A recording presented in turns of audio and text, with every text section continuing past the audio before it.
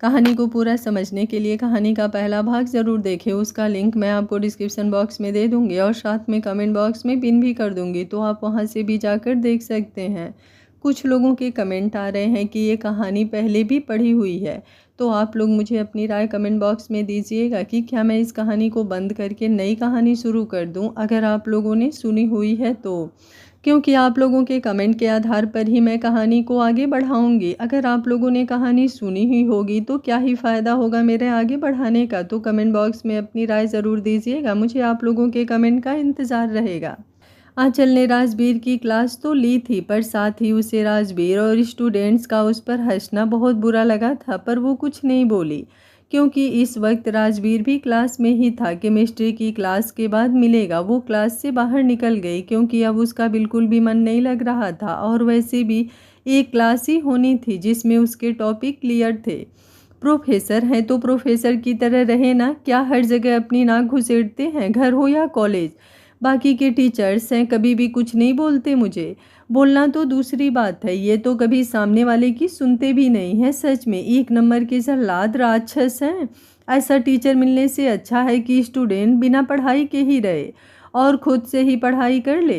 Attitude तो उनकी नाक पर बैठा रहता है, जाने खुद को समझते क्या हैं, जब देखो तब कहीं भी शुरू हो जाते हैं। आंचल गुस्से में बड़बड़ाती हुई बाहर निकली थी। शायद उसका दिन ही खराब था। अभी तक कोई ऑटो नहीं मिला। कॉलेज से बाहर निकले उसे करीब आधा घंटा हो गया था, पर एक भी ऑटो रुक ही नहीं रहा था, तो वो धीमे कदमों से पैदल ही आगे बढ़ने लगी। सुबह सुबह उनकी शक्ल देख ली थी ना, तभी शायद आज मेरा दिन बर्बाद हो रहा है। एक बार फिर उसे राज पर गुस्सा आ गया था। तब उसकी नज़र सामने चली गई, जहाँ पर एक लड़की को 2-4 लड़के छेड़ रहे थे। गुस्से में तो वो पहले से ही थी, और ये देख उसकी आंखें गुस्से से और लाल हो चुकी थीं और हथेली में कुछ खुजली सी मच गई थी। बहुत दिन हो गए हाथों की सफाई नहीं की, लगता है आज इसका वक्त आ ही गया है, कहते हुए खुद में ही मुस्कुराई।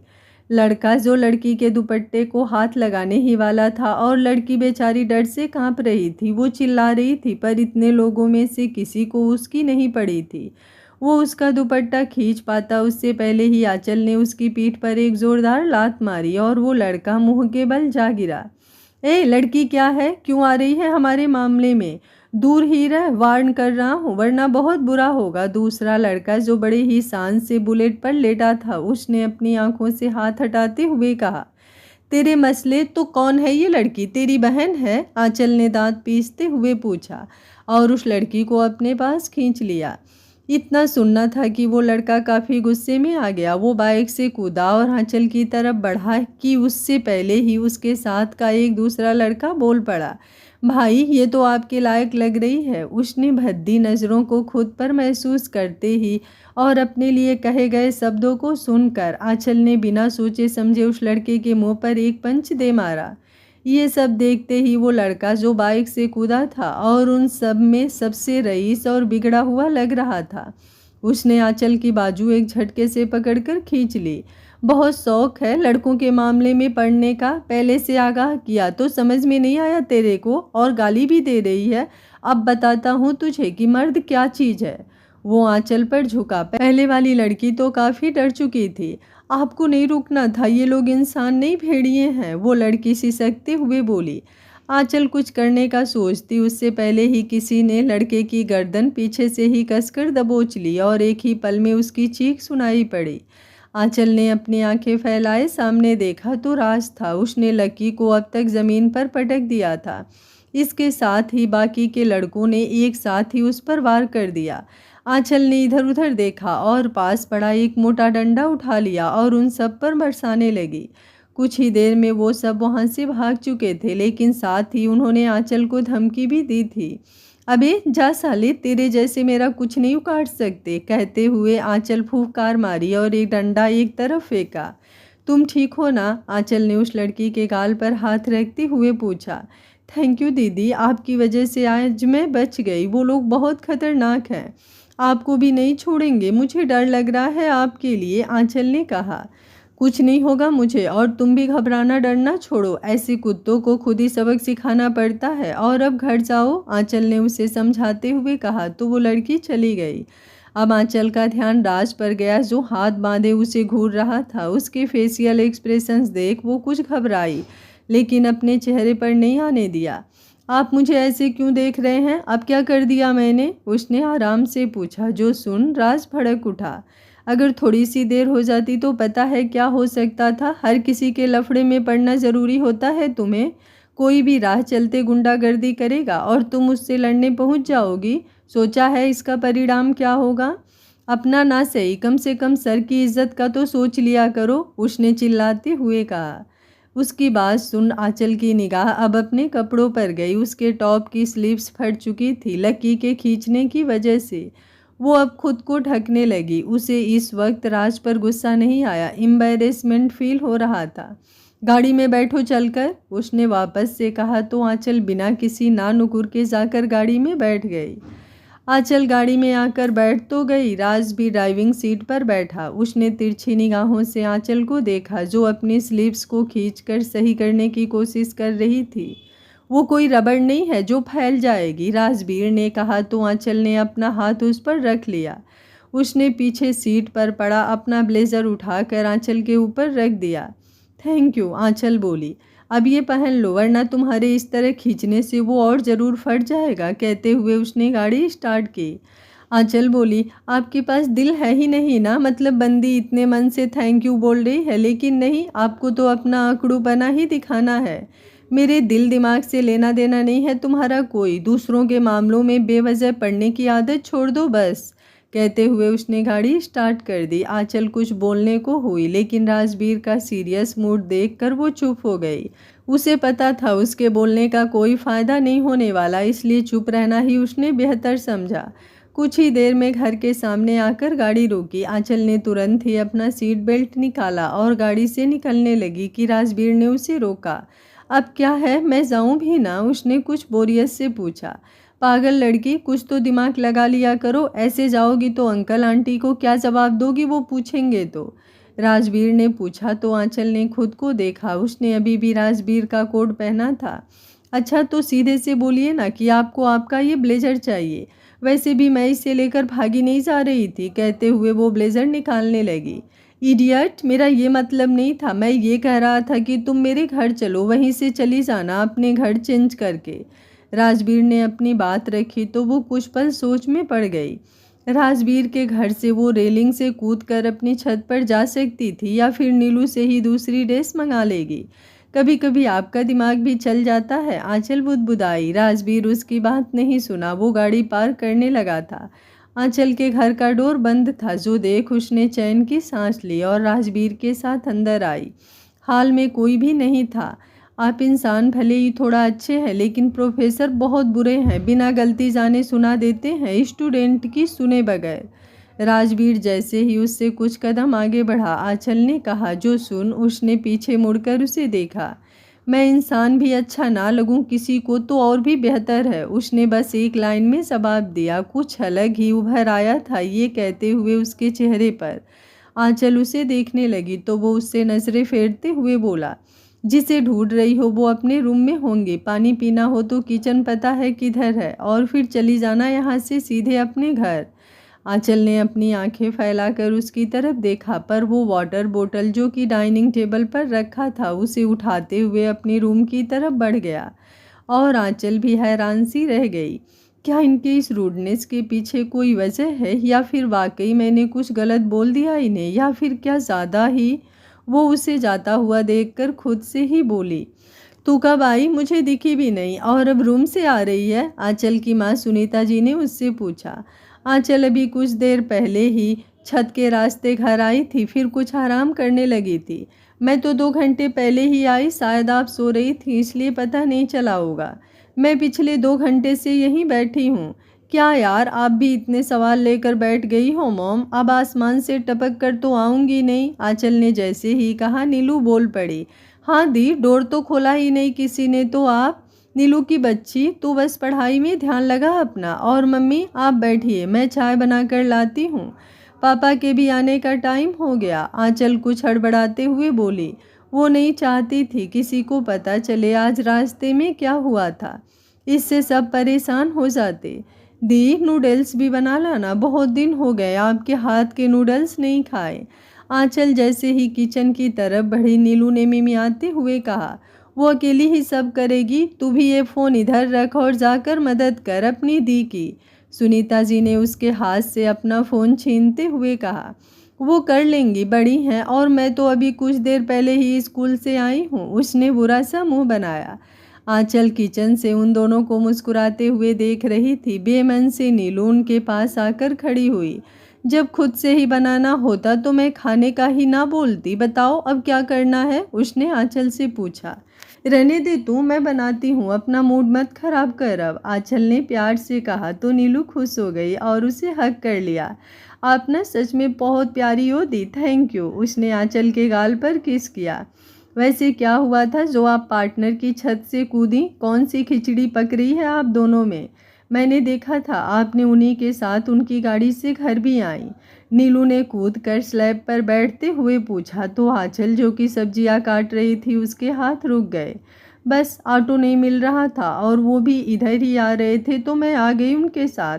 और तू ज़्यादा सीआईडी मत बन, कोई खिचड़ी बर्फी कुछ नहीं पक रहा इधर, उसने वापस से अपना काम शुरू करते हुए कहा। नीलू को तो जासूसी करनी थी, उसका दिमाग आंचल की बात मानने को तैयार नहीं था। उसने कुछ अलग ही खुरापात सोच रखी थी। ये दी पक्का कुछ ना कुछ छुपा रही है, वरना तो पार्टनर के घर जाने को बोला तो फट जाती है मुझ पर। और आज खुद से पहले उनके ही घर गई, मम्मी को भी कुछ नहीं बताया, बात टाल दें। नीलू तुझे ही ये माजरा समझना होगा, वो अपनी ही सोच में गुम हो गई। शाम को पढ़ाई करने के बाद नीलू छत पर टहल रही थी। उसके हाथ में आंचल का फ़ोन था और कानों में ईयरफोन लगाए वो सॉन्ग सुन रही थी। तभी उसकी निगाह रेलिंग पर पड़ी तो राजवीर के घर से अटैच्ड थी। ये तो दी का दुपट्टा है, ये इधर कैसे फंसा है, क्या वो इस पर चढ़ी थी? एक मिनट, ओ अब समझी, मतलब दी पार्टनर के छत से ही घर आई। पर हो क्या रहा है भाई ये सब? कहीं मेरे लिए जीजू लाने का प्लान तो नहीं चल रहा? पता तो करना पड़ेगा नीलू बेटा तुझे ही सब। नीलू अपना दिमाग लगाते हुए बोली, शायद ये आंचल सुन लेती तो पक्का था कि उसका सिर फोड़ देती इसी वक्त। अब देखो आप दोनों, ये नीलू द ग्रेट क्या करती है, कहते हुए उसने अपनी पीठ थपथपाई। रात में नीलू और आंचल एक साथ ही लेटी थी। आंचल किसी गहरी सोच में डूबी थी कि नीलू ने उसे पुकारा। बोल। दी क्या हुआ, कुछ सोच रही हो क्या? नहीं बस ऐसे ही, कुछ खास नहीं। बताओ ना क्या हुआ, कहीं मेरे जीजू के बारे में तो नहीं, उसने शरारत से कहा तो आंचल ने उसे आंखें दिखाई। आंचल बोली, हम तुझे पीट देंगे अगर ज़्यादा मस्ती सूझी तो, ऐसे ही परेशान है और तू हमको अलग ही तंग कर रही है। अच्छा सॉरी, अब बताइए भी। नीलू, आज एक लड़की को कुछ लड़के तंग कर रहे थे बीच सड़क पर, हमें गुस्सा आया तो हमने भी थोड़ा हाथ साफ कर लिया, पर एक गड़बड़ हो गई है। वो सर ने हमें देख लिया, वो भी पहुंच गए थे तो टेंशन हो रही थी कि कहीं वो घर पर ना बोल दे, उसने कहा तो नीलू ने मुस्कुराते हुए उसे हग कर लिया। जियो मेरी शेरनी, बहुत अच्छा किया आपने उन कमीनों को सबक सिखाकर। वैसे तो मुझे भरोसा है पार्टनर कुछ नहीं बोलेंगे इस बारे में किसी से, पर हाँ कोई गड़बड़ हुई भी तो आपकी ये प्यारी सी बहन किस लिए है, नीलू ने कहा तो आंचल मुस्कुरा उठी। उसने थोड़ा बहुत ही बताया था नीलू को, पर असल में वो थोड़ा परेशान उस धमकी की वजह से थी कि कहीं कुछ बुरा ना हो जाए और वो संभाल ना पाए। सो जा अच्छा, अब कल हमें भी कॉलेज जल्दी जाना है नवरात्रि की तैयारियों के लिए, आंचल ने करवट लेते हुए कहा तो नीलू ने उसे गुड नाइट कहा और आंखें बंद कर ली, पर वो जागती रही बहुत देर तक। अगले कुछ दिन ऐसे ही बीते। कॉलेज में नवरात्रि का फंक्शन सेलिब्रेट हो रहा था तो आंचल उसी में बिजी थी और राजवीर को भी ज़्यादा वक्त नहीं मिला। शायद वजह ये थी कि आमने सामने ही बहुत कम पड़े दोनों, वरना लड़ाई ना हो इनकी ऐसा तो शायद ही संभव था। प्रीति यार कहाँ मिलेगा ये लहंगा चोली, वो भी रेड ही, कितना तो देखा कहीं पसंद ही नहीं आ रहा, बस हमारे पास ही नहीं है और सबने अरेंज कर लिया, और नहीं मिला तो कल गरबे में मैं क्या पहनूंगी, आंचल उदास सी बोली। उन्होंने पूरी मार्केट छान मारी थी पर आंचल को अपनी पसंद की ड्रेस नहीं मिली जो वो गरबा पार्टी में पहन सके। प्रीति तू परेशान मत हो, मिल जाएगा कुछ ना कुछ, ऑनलाइन देखा क्या? पागल लड़की, ऑनलाइन मिल भी जाए तो कल ही नहीं आ जाएगा, और कल शाम तक मुझे चाहिए। वैसे भी रात में पहन सकूंगी तभी तो। अच्छा छोड़ ये सब, तू भी निकल अब घर के लिए। वैसे भी काफ़ी लेट हो गया है, उसने अपनी घड़ी में टाइम देखते हुए कहा। तो शाम के 5 बजा रही थी।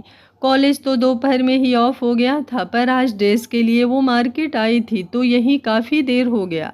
मैं तुझे ड्रॉप कर दूं कि चली जाएगी, प्रीति ने उससे पूछा। नहीं, तू परेशान मत हो, मैं ऑटो लेकर चली जाऊंगी, उसने मुस्कुराते हुए कहा। तो प्रीति उसे बाय बोलकर चली गई। आंचल भी ऑटो लेकर घर के लिए निकल गई। आ गई तू, आज तो बड़ी देर लगा दी, सुनीता जी ने उसके घर में कदम रखते ही पूछा। हाँ मम्मी, देर तो हो गई, वो ड्रेस के चक्कर में, फिर भी मिली ही नहीं। उसके चेहरे पर कुछ उदासी झलक आई थी। मिल जाएगा कल, कहीं और देख लेना, अब मुंह मत फुला और जाके हाथ पैर धुल ले, तब तक मैं चाय बनाती हूँ, उन्होंने कहा। तो वो अपने रूम की तरफ बढ़ गई। कुछ देर बाद वो वापस आई तो सुनीता जी किचन में चाय बना रही थी। आंचल, हाँ मम्मी। वो बेटा मेरे ध्यान से ही निकल गया था, तुझे सीमा जी पूछ रही थी, बोल रही थी आंचल कहाँ रहती है आजकल, अब तो दिखती ही नहीं, और तो और घर भी नहीं आती। मैंने कहा कॉलेज में ही बिजी है, पर अब जाकर मिला थोड़ी देर के लिए। मम्मी अब 6 बज रहे हैं, सुबह चली जाऊंगी, और अभी तो डिनर भी बनाना है, वो मैं और नीलू कर लेंगे, तू चली जा, जाना चाहे तो। उसकी बात सुन आंचल ने पल भर के लिए सोचा और फिर राजवीर के घर आई। सीमा जी हाल में बैठी थी। आंटी, उसने आवाज़ दी। सीमा जी ने उसे देखा तो उनके चेहरे पर मुस्कुराहट फैल गई। अरे आंचल बेटा, आओ ना, वहाँ क्यों खड़ी हो, उन्होंने उसे अपने पास बुलाया। आंचल उनके पास आकर बैठ गई और वो बातें करने लगी। बातों बातों में ही सीमा जी ने उससे पूछा कि वो कहाँ बिजी है आजकल इतना। उसने सब बताया और ड्रेस के बारे में भी। आंचल, ब्लैक और रेड लहंगा चोली तो मेरे पास है, तुम्हें बोलना चाहिए था ना, मुझसे फालतू का इतना परेशान हुई। तुम बैठो, मैं लेकर आती हूँ, रूम में ही है, वो बोली। तो आंचल ने खुश होकर उन्हें हक कर लिया। वाह आंटी, आपने तो 1 मिनट में ही मेरी सारी प्रॉब्लम सॉल्व कर दी, थैंक यू सो मच, वो उनके गले लगते हुए बोली। वो मुस्कुराई और आंचल के सिर पर हाथ फेरा, फिर उठकर अपने रूम में चली गई ड्रेस लाने। तुम में बिल्कुल भी मैनर्स नहीं है तो कोई ज़रूरत नहीं है कल से काम पर आने की। कितनी बार बोला है कि मुझे नहीं पसंद किसी का मेरे रूम में आना, पर तुम लोग एक बार में समझते ही नहीं हो। राजवीर की तेज गुस्से भरी आवाज़ आंचल को सुनाई पड़ी, जो उसके कमरे से आ रही थी। वो शायद किसी पर चिल्ला रहा था। अरे वाह, मिस्टर अकड़ू, प्रोफेसर को आंचल के अलावा भी किसी पर चिल्लाना आता है, हमें तो लगा था बस हम ही हैं बलि का बकरा जो हर बार मौत के घाट उतारा जाता है, पर यहाँ तो इनके प्रकोप हर किसी पर हैं। क्यों ना देखा जाए आज क्या कारनामे हुए हैं जो जनाब इतने गुस्से में लग रहे हैं, उसने खुद से ही कहा और उस तरफ बढ़ी। उसने देखा एक नौकर सामने खड़ा था जिस पर राजवीर चिल्ला रहा था। उसे देख आंचल को बुरा लगा कि राजवीर सच में कैसा इंसान है, हर किसी पर चिल्ला ही देता है, हर्ट तो है ही नहीं जैसे। काका आप जाइए, मैं देखती हूँ उस अकड़चंद को, उसने उसकी तरफ कदम बढ़ाते हुए कहा। तो वो सर्वेंट जो दरवाजे पर खड़ा था उसकी आवाज़ सुन उस तरफ देखा। जाइए आप, आंचल फिर से बोली। जस्ट गो, राजवीर, जिसे आंचल की आवाज़ तो नहीं सुनाई पड़ी थी पर वो काफ़ी गुस्से से बोला। तो वो नौकर सहमा सा चला गया। आंचल ने उसकी आंखों में लाचारगी देखी थी। अब तक अंदर रूम में होने की वजह से उसे राजवीर नहीं दिखा था, लेकिन जैसे ही वो उसके डोर पर आई, राजवीर को देखकर उसकी आंखें हैरानी से फैल गई। आंचल ने राजवीर के रूम के अंदर अभी एक कदम रखा ही था कि सामने देख उसकी आंखें हैरानी से कुछ बड़ी हो गई। वो शर्टलेस ही खड़ा था, उसके हाथ में एक ग्रे शर्ट थी। आप पागल हैं, ऐसे आधे अधूरे कपड़ों में क्यों घूम रहे हैं, उसने अपनी आंखों पर हाथ रखते हुए कहा। राजवीर ने उसे देखा तो कुछ हड़बड़ा गया, साथ ही आंचल को ऐसे अपने रूम में आया देख उसे कुछ गुस्सा भी आया, लेकिन उसने सबसे पहले अपने बदन पर सर डाली। क्या काम था जो इस वक्त यहाँ हो, और रूम में आने की कौन सी ज़रूरत आन पड़ी, वो शर्ट के बटन लगाता हुआ बोला। आपसे हमें कोई काम हो ही नहीं सकता, और हम यहाँ आपकी दहाड़ सुनकर आए थे देखने कि आज किसका नंबर लगा है, वो भी हमारी जगह, उसने अब अपना हाथ आंख से हटाते हुए कहा। तो राजवीर ने उसे घूरा। आंचल बोली, आप इतना एटीट्यूड क्यों दिखाते हैं? आंटी तो ऐसी बिल्कुल भी नहीं है, और एक आप हैं जो बात बात पर आप उन पर ऐसे क्यों चिल्ला रहे थे? उन्हें कितना बुरा लगा होगा। और तो और वो आपसे बड़े हैं उम्र में, फिर भी आप उनसे इतनी बदतमीजी से बात। वो बोल ही रही थी कि राजवीर ने उसके दोनों बाजुओं को पकड़ते हुए कुछ करीब खींचा। आंचल उसकी इस हरकत से बिल्कुल ब्लैंक सी हो गई। मिस आंचल शर्मा, राजबीर मेहता के कुछ रूल्स हैं अपनी लाइफ को लेकर। एक दायरा है लोगों के लिए, और अगर कोई क्रॉस करे तो बिल्कुल भी नहीं पसंद उसे। And one most important thing, हमारे बीच कुछ है तो बस स्टूडेंट और प्रोफेसर का रिलेशन, इसे ही कायम रखो। मेरी निजी ज़िंदगी में झांकने की कोशिश भी मत करना, वरना कभी चैन से नहीं बैठ पाओगी। जितना जानने की कोशिश करोगी उतना ही उलझ जाओगी। So it's good for you कि जितना हो सके डिस्टेंस मेंटेन रखो। कहते हुए राजवीर ने एक झटके में उसे छोड़ दिया। क्या था इस शख्स में जो ये जुबा से बोलता बेहद गंभीरता से? तो आंचल उसकी आंखों में तलाशने लगती थी जैसे कुछ बहुत बड़ा हो। इतनी शक्ति, पर इसकी आंखें क्यों इतनी शांत सी थी, झील से भी गहरी, जिसमें अक्सर वो खो जाया करती थी। आज भी बस वो उसकी आंखों में देख रही थी, और फिर अपना ध्यान हटाते हुए बोली, क्यों डर लगता है आपको कि कहीं कोई इस पत्थर दिल को मोम ना बना दे? राजवीर ने एक नज़र उस पर डाली और बोला, बाहर जाओ, और आइंदा से बिना परमिशन के मेरे रूम के अंदर आने की ज़रूरत नहीं है, उसने कहा और टेबल की तरफ बढ़ा। तो आंचल को माजरा कुछ कुछ समझ आया। राजवीर के कुछ डॉक्यूमेंट्स रखे थे वहाँ, और शायद उस सर्वेंट से कॉफ़ी गिर गई थी। वो वॉशरूम में था तो सर्वेंट बिना पूछे ही आ गया होगा, उसने अंदाज़ा लगाया। आप ना कल ब्लैक कुर्ता ही पहनना, थीम तो याद ही होगी, वैसे भी ब्लैक सूट करता है आप पर अकड़चंद। कहकर आंचल बाहर की तरफ भागी। राजवीर उस तरफ मुड़ा तो वो जा चुकी थी। ये लड़की भी ना, उसके लब बड़बड़ाए, और अपना सिर झटकता हुआ वो मेज पर से पेपर्स को हटाने लगा जो कि अब पूरी तरह खराब हो चुके थे। उसने रात भर जाग कर सब तैयार किया था इतनी मेहनत से, और अब उससे वो सब दोबारा से तैयार करना था। आंचल बेटा, कहाँ से आ रही हो ऐसे भागते हुए? मैं कब से वेट कर रही हूँ तुम्हारा। मुझे लगा तुम घर चली गई, सीमा जी ने उसे देखते हुए कहा, जो हंसते हुए भागकर उनके पास ही रुकी थी और कुछ हाँफ रही थी। सर से कुछ काम था तो उनके पास गई थी। उसने लंबी लंबी सांस भरते हुए कहा, तुम दोनों ने ज़रूर फिर से कोई लड़ाई की होगी। सीमा जी ने आंचल को ऐसे देखते हुए कहा तो आंचल सिर झुकाकर हंसती। पता नहीं कब बड़े होंगे, वो भी हंसते हुए बड़बड़ाई, और वो ड्रेस आंचल को पकड़ा दी। वाह आंटी, ये तो कितना मस्त है, वो भी न्यू डिज़ाइन में, थैंक यू सो मच। आंचल खुश होते हुए वो ड्रेस देख रही थी। आप भी चलना, कल फंक्शन में पूरी फैमिली इनवाइटेड है टीचर्स की। बताया था राज ने। ओके, आना ज़रूर, मैं वेट करूँगी, आंचल बोली और ड्रेस लेकर घर चल दी। अगले दिन कॉलेज में फंक्शन था तो सब इसी में बिजी था। प्रीति, आंचल दोनों ने साथ ही डांडिया खेला था। बाकी सब अपने अपने पार्टनर के साथ बिजी थे। बाकी जिनके नहीं थे वो अपने दोस्तों के साथ।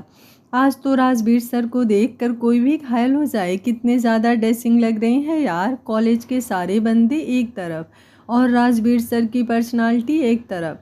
सौम्या के पास खड़ी लड़की राजवीर की तारीफ़ों के पुल बांध रही थी।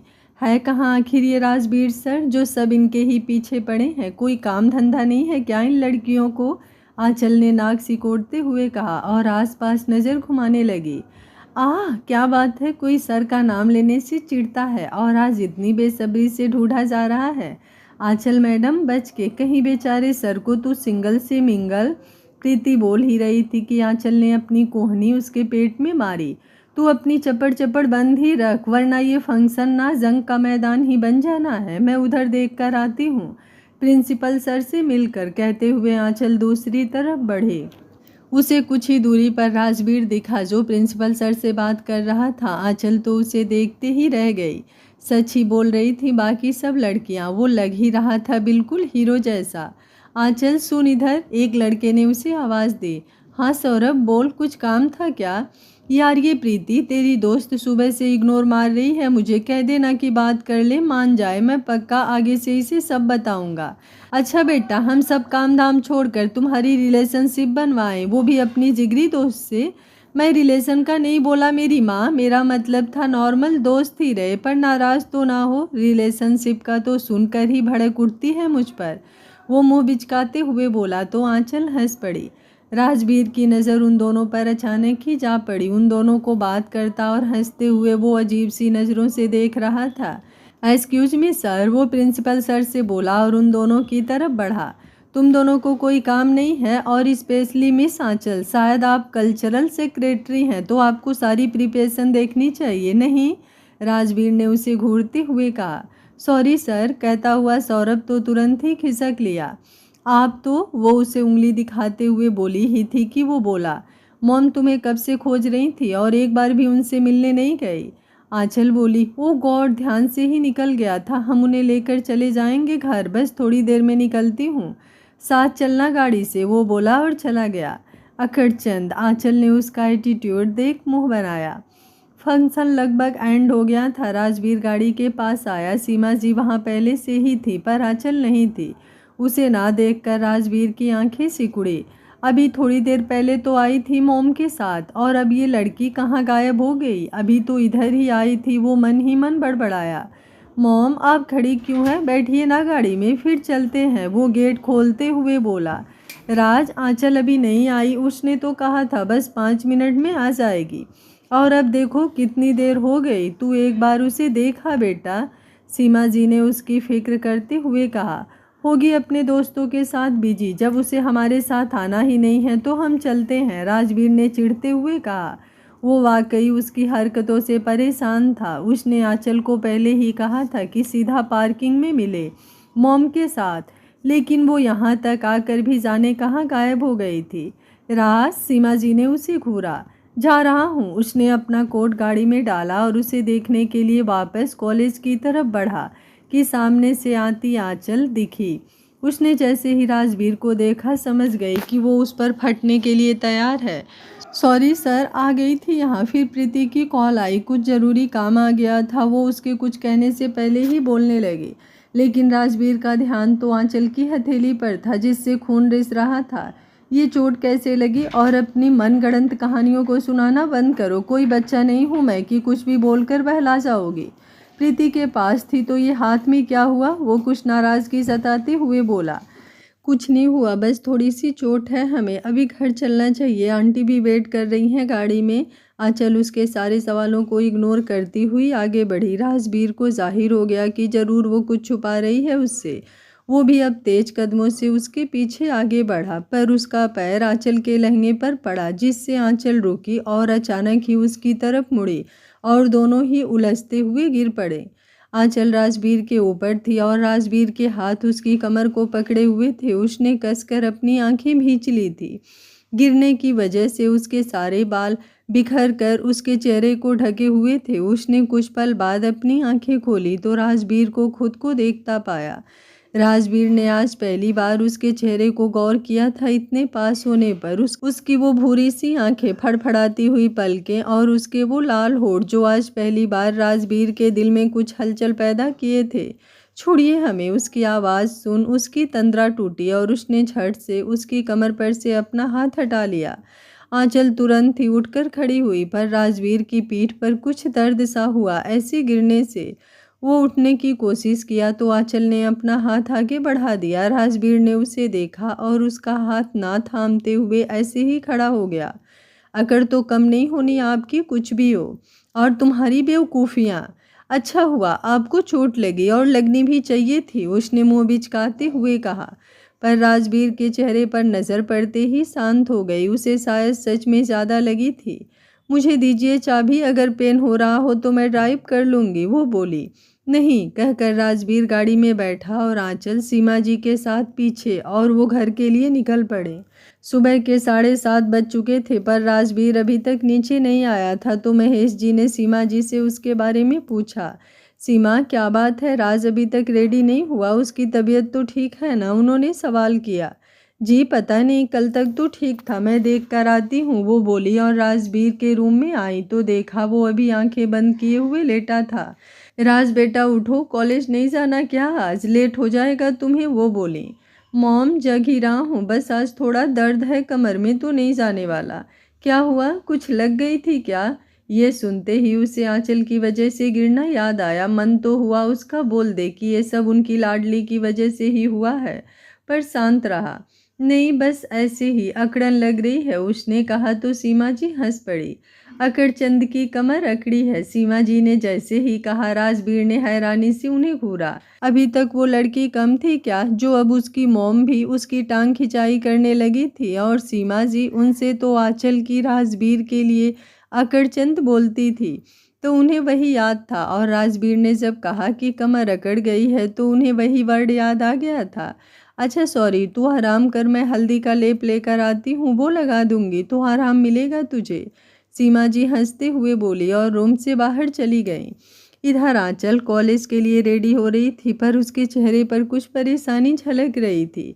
उसने अपने हाथ में ड्रेसिंग कर ली थी। उसे याद आ रहा था कि जब वो पार्किंग में गई थी तो उसे प्रीति की कॉल आई थी, वो उससे मिलने गई थी और बाहर आ ही रही थी कि ना जाने कहाँ से वो लड़का उसके सामने आ गया जो उस दिन बदतमीजी कर रहा था उस लड़की से और आंचल से उसके साथ के लड़कों की धुलाई की थी।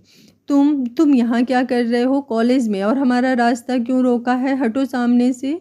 हमारा कौन? अकेले ही हो इस बड़े से कॉलेज में, मैं और हम के बीच अंतर ही नहीं सीख पाई? वो उसका मजाक उड़ाता हुआ बोला।